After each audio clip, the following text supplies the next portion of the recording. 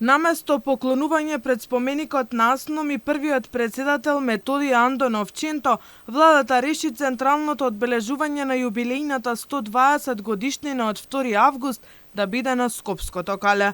Ако со години наназад централната манифестација за одбележување на 2 август, годишнината од првото заседание на Асном беше тука, пред споменикот на Методи Андонов Ченто. Годинава за прв пат тоа нема да е случај.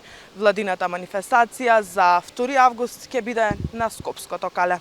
Поранишниот министер за правда Михајло Маневски на иста линија со историчарите, дека Скопското кале за Асном Илинден не е од никакво значење. Маневски, кој учествувал на минатите манифестации, наметнува повеќе дилеми. Зошто владата се решила за прослава на кале, кога има десетици други места кои историски се поврзани со 2 август и македонската држава.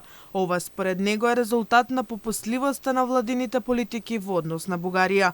Мислам дека од кога веќе се направија недоотпуштени измени во преамбулата на Уставот на Република Македонија со тоа што се избришаа во одлуките на Асном, сега се сведоци на постојани некакви импровизации што се однесуваат до одбегнување на традициите на чествувањето на светлите денови на македонскиот народ.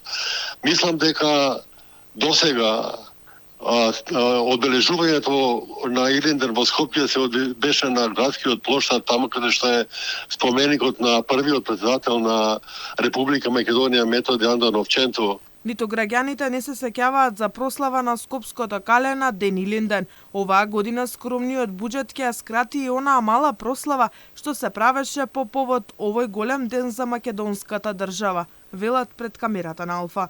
Каде? Тука е у паркот. Се сеќавате на кале некогаш да се чествувал Илинден?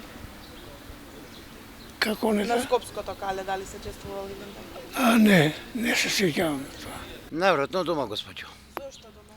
Оти се нема пари. Се сеќавате на кале некогаш да си го чествувал? Не.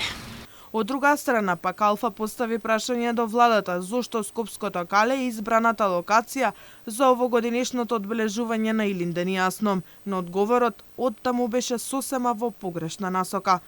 Зошто владата се одлучи за прославата да биде одржана на Скопското кале за 120 годишнината од Илинденското востание?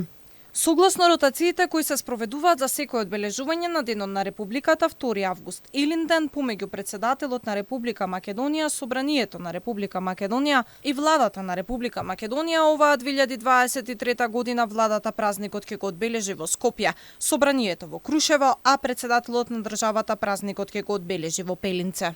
Течат и последните 3 дена до одбележувањето на големиот државен празник 2 август, но владата нема ниту рекламен спот, ниту музичка композиција, банер или телевизиски најави. За разлика од оваа година кога јавноста се уште не го видела логото, минатите символи за годишнина од Илинден беа ни помалку ни повеќе скандалозни за историчарите, бидејќи Македонија, македонци и Македониум веќе не се дел од владините панери за 2 август.